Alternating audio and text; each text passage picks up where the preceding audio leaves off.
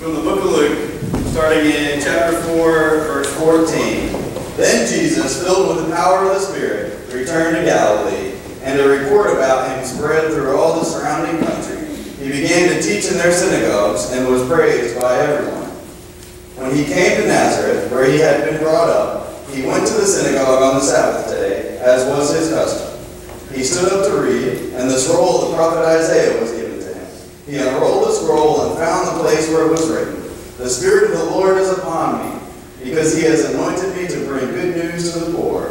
He has sent me to proclaim release to the captives and recovery of sight to the blind, to let the oppressed go free, to proclaim the good year of the Lord's favor." And he rolled up the scroll, gave it back to the attendant, and sat down.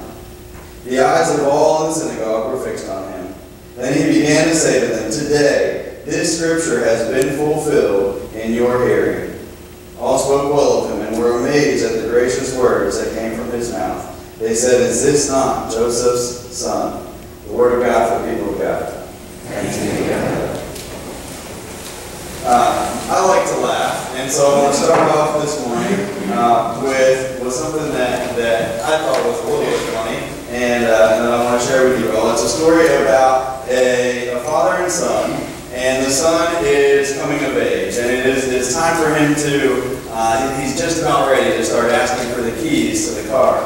And the dad wants to use this opportunity to motivate his son, because there are some things about his son that he would like to change if he could. In particular, his son, he just doesn't always take real good care of himself in the father's eyes.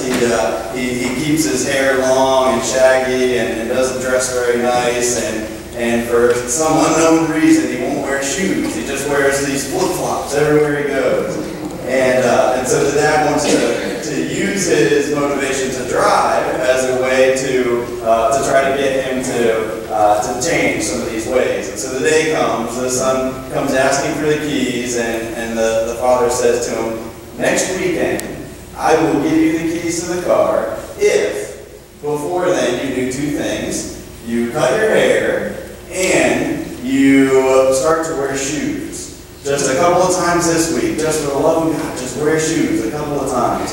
And the son has the dad right where he wants him. He says, "But Dad, you have been taking me to church my whole life and telling me that you want me to be like Jesus. Well, Jesus had long hair, and he always wore sandals."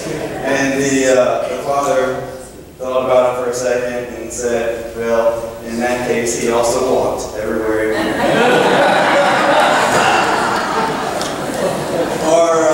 Our topic this morning is the topic of identity, and we find that here in our passage. And we're going to take a little bit of a look at what it means for us to try to look like Jesus. You saw in the video earlier that we have some teenagers in this church that are starting to figure that out, and we want to make sure that they don't get too far past us. So we're going to explore that a little bit today and focus on that theme of identity. Let me give you a little bit of context first. This is in the book of Luke, and we're only in chapter 4. So this is early on. This is at the beginning of his ministry. In fact, we probably would call this the beginning of his ministry because he has come out of the baptism scene. He went straight from there into the temptation scene in the wilderness, and then boom, we find the Spirit upon him in Galilee. This is the first we really hear of him really starting to move and to minister. And he spends a little bit of time in Galilee.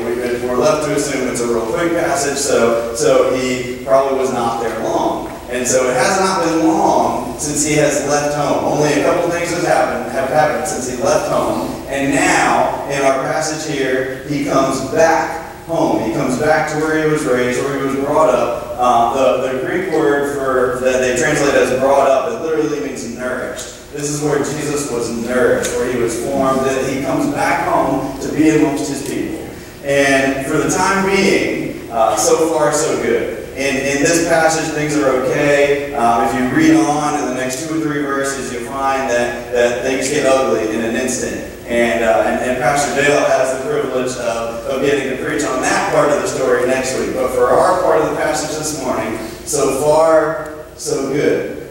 Jesus comes home, and he has, as would have been the custom, he's in the synagogue, and the scroll is handed to him. He happens to be handed the scroll of Isaiah, and he reads from a particular passage, and it's a very bold passage, talking about setting the captives free and offering sight to the blind. And then Jesus stands before the people and says, "Today, this has been fulfilled in your hearing." He is making a claim on his own identity, one of the very first that he makes himself about who he is. He's claiming this as a part of his identity.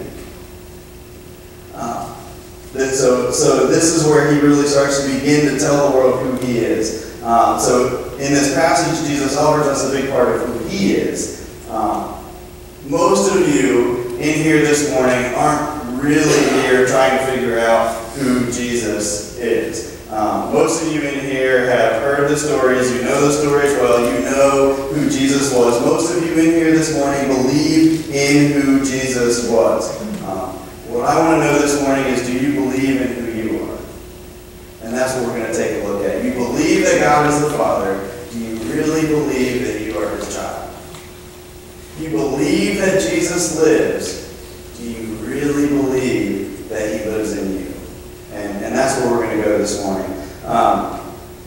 In my studies, in my 2 degrees that I have, both of them were very broad. I am in no way an expert in anything, but I have a little bit of foundation in a lot of different things. I was able to study a fair amount of philosophy and sociology and psychology and history, and there's a lot of really broad general stuff. And one of my favorite things that I ever got a chance to take a class in was logic. And I want to use some logic this morning to try to make my point. So let me first introduce you to one of the most simple, common forms of a logical argument. It is called modus ponens, and it's a conditional expression which simply says this. If P is true, then Q is true. P is true, so Q is true. Simple enough, right? If P is true, then Q is true. P is true, so Q is true. If you're not following me, let me give you an example. I'm not much for math, I'm not much for letters and symbols, so it doesn't make much sense to me when they have it written out as an equation, but when you put it to words, it starts to make sense. So let me give an example from my own life. I learned this yesterday at lunch. If I eat too much Chinese food, I will feel sick afterwards. I ate too much Chinese food, so I felt sick afterwards. It's a simple conditional if-then statement. Another example. If you go out into the rain, then you will get wet. You went out into the rain, so you got wet. If the first part is true, then the second part is true. You confirm that the first part is true, so it follows that the second part is true. So now let me get to the form of the argument that I want to make this morning. Here's the argument that I want to make. If God, whether we want to say through Jesus or through the Spirit, however we want to put it, if God resides in us, if God lives in us, then it follows that we are responsible for living out his mission. Now, take a minute and think about that for a second. Make sure that you agree with that argument before we try to confirm if the first part is true. If God lives within us, then we are responsible for helping to live out his mission. If God is inside of us, if he is a part of us, if he is at the very heart and core of who we are as human beings, then it follows that if he is in us, then we are responsible for helping to carry out his mission. Everybody good with that? Okay, so do we have proof that we are the dwelling place? Let me offer just 2 examples for the sake of time. Romans chapter 8, but you are not in the flesh, you are in the Spirit, since the Spirit dwells in you.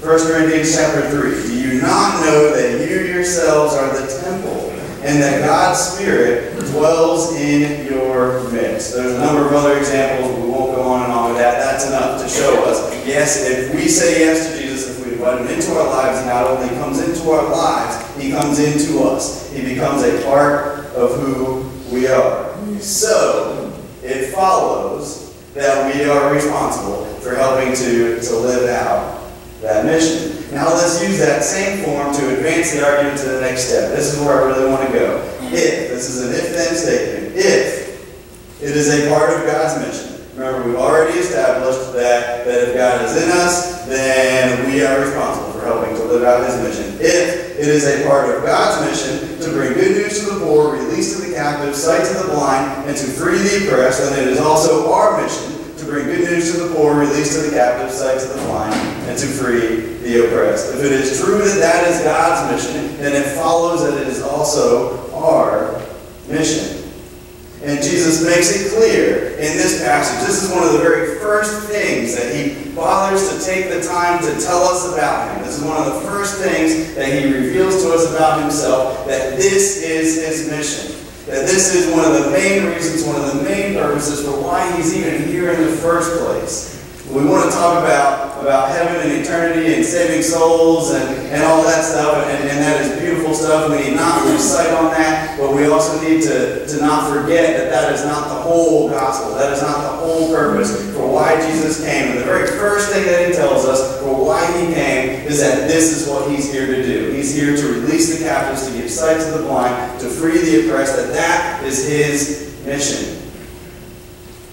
If this mission is not a core part of who you are. I'm not here to condemn anybody. I'm not here to offer guilt trips or point fingers at anyone. Some of you have been here your whole lives, though, and you still need to hear this. If this mission is not a core part of who you are, then you need to take some time. Spend some time in prayer with God and really consider whether you have ever really, truly invited God into your life, because I'm telling you, if God lives within you, then this mission is going to come out of you. We may have all kinds of excuses for why we are sedentary with the love of God that lives inside of us, but there is no denying the logic. If God is in us, then this mission is going to come out of us. I want to keep going with this topic of identity a little bit. I work with teenagers for a living. I have for about the past decade, and I have run into plenty of identity-related issues. We all know that our adolescent years are the major time of identity formation in our lives. But I want you to not be fooled into thinking that it is the only time of identity formation in our lives. We spend our entire lives seeking for identity. When we're in high school, maybe it's we identify ourselves as athletes or nerds or whatever the direction may be, but we're seeking for that identity. We continue that search into adulthood. The stereotype, of course, is that men will identify themselves with their work, with whatever they do for a living, and women can get caught up in that some too, but stereotypically women are more prone to be wrapped in their identity of whatever their family role is, whether it's mother or sister or daughter or wife or whatever that is. Women have a tendency to get caught up in that, and then we even get ourselves caught up in all kinds of other identities too. Some of you cringe a little bit this morning when you watch someone who is a part of this congregation say that she was excited when the Gators won the game, because that identity of the Georgia Bulldog is just so ingrained in you. And so we cling to all of these identities, and that's fine. But we have this continual search throughout our lives of trying to figure out who we are. And I want to share with you a little bit this morning about my own identity search, because I will openly tell you that it has been a struggle. My high school, like many others, I think that it probably was a fairly normal, fairly common high school. It was full of cliques. It seemed to the naked eye that you could walk through the door and just look at all of these different groups of people. We were segregated in so many different ways. You have your gearheads, your athletes, you had the nerds, you had the tech geeks, which were maybe sometimes tied to the nerds, but the nerds were more the academic, the tech geeks weren't necessarily academic. And so you had them and the cheerleaders, and unfortunately where I lived, you also had your stoners and all that stuff too. And then I also happened to, I grew up on a hobby farm, and it was a fairly small town, fairly rural area, and so our school had its share of rednecks. And as someone who had a little bit of a country background, I could cling to that identity a little bit. We also, even though we were a fairly rural community, we also happened to be only about 20-25 minutes from the ocean. And so we had our share of surfers and beach bums, and I could relate well to them as well. And so there were all of these different groups all over the place, and I had an interesting experience in high school. I had a good experience in high school, but I was a little bit of everything. At least that's how I felt. I felt like you could walk through the halls of high school and see, like, okay, this is where they belong. This is where they belong. This is where they belong. And I was a little bit of a country boy. I was a little bit of a beach bum. I was an athlete. And yes, my grades were good. And I would bounce around from group to group trying to figure out where I belong, where I fit in, because I was a little bit of all these things, but I never really felt like I could fully connect into any of these groups. And so I just roamed around from place to place, and even though I had a number of friends and a number of different groups, there was still always a part of my soul, a part of my heart that just kind of felt lost. And my senior year, this is not something that I like talking about really. I have actually told you all this once before, and it's actually only the second time that I have ever even said this out loud to a group. It's not something that I understand, not something that I'm proud of. But my senior year, Lord knows how, I somehow was awarded homecoming king. To this day, I do not understand it. To this day, I'm uncomfortable talking about it. It does not make sense to me. I was not one of the popular kids. At least I did not see myself as one. From the best that I can figure, in my desperate search for identity of trying to figure out where I belonged, I bounced around so much from group to group that I had a number of friends in a number of different groups, people that I knew and had been kind enough to, I guess, that they voted for me. That's the best that I can figure. But I never felt popular. I never felt like I really had my place where I fit in. And it may sound weird for someone who was awarded homecoming king to stand up before you and say that. But I will tell you, in my time in youth ministry, I have had 4 of my students win a similar honor. Homecoming king or queen, prom king or queen. And sometime afterward, I stopped and took the time to ask all 4 of them, do you feel like you were the most popular person on my court? Do you think that you should have won? And do you feel like you really have your place where you belong? Do you really feel like you fit in? Across the board, all 4. No. They throw me in there too, 5 for 5. And we could interview thousands of others across the country. We look around, there were 2,000 other people in that high school that would have looked at me and thought that I was one of the lucky ones, that I fit in, that I had my place, and that they were lost, desperately searching. What they didn't know was that I was lost and desperately searching too. We all have this desperate need to fit in. We all just want to fit in. And for some reason, very few of us ever feel like we really do. In a society that claims and teaches and preaches independence, you all know this already, we have some of the highest suicide rates in the world. Developed, non-developed, there are places like Haiti where they have to eat dirt to try to keep their stomachs full, and yet they have per capita less suicide attempts than we do. It boggles our minds and makes 0 sense to us whatsoever when we think about what we have compared to what they do. And so sociologists have taken on the task of trying to figure out why. And what they've come up with, there are, of course, millions of attributing factors, but what they have come up with as the overarching reason for why the United States has such a high rate, they coined a term that they call social fragmentation. Social fragmentation. It's a fancy way of saying that we are lonely. That we are lonely people. And I believe that that's what our desperate search for identity is all about. We so desperately want to know who we are, because when we figure out who we are, we can then figure out where we belong. If we don't know who we are, then we don't know who we can fit in with. We don't know where we can belong. And so we begin this endless journey in searching for our true identity.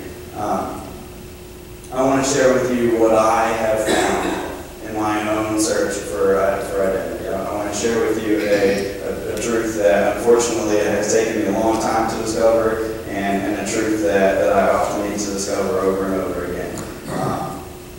I have spent my life identifying as beach bum, as country boy, as soccer player, as nerd, as liberal arts major, as theology student, as writer, as youth pastor, as son, as brother, now as husband. Not one of those identities has ever come close to satisfying my soul. Worse yet, not one of those identities has ever, can ever, will come close to saving my soul. There is but one identity that is of any consequence. Who am I? I am a dedicated worshiper and follower of Jesus the Messiah, the Son of God, who took on human flesh and suffered a human death, only to conquer it so that you and I may know salvation and live for eternity in the heavens with the God who loves us. That is all. I am nothing else. If I am not that, I am nothing. Who are you? In this passage, Jesus offers us a big part of who He is. Most of you in here this morning aren't here trying to figure out who He was. You believe in who Jesus was. What I want to know is, do you believe in who you are? You believe that God is the Father. Do you believe that you are His child? Do you believe that Jesus lives? Do you really, truly believe that He lives in you? Have you opened your heart and let in the God of majesty and mystery and mercy who seeks us all? Does God's love dwell in you? One of the things that separates the Methodist Church from some other denominations is our commitment to a belief in free will. Some denominations may argue this, but we believe that you get to wake up in the morning and decide on this day who you will be. That is the full basis of the doctrine of free will. You get to wake up this morning and decide who you will be. So come with me and choose to follow the way. Let this mission of bringing good news to the poor, proclaiming release to the captives, recovery of sight to the blind, and letting the oppressed go free, let this mission be at the core of who you are, because if God's love is in you, if God resides within you, then His mission is going to come out of you. Let this mission be at the core of who you are. Why? Because you are the dwelling place of the Almighty. In the name of the Father,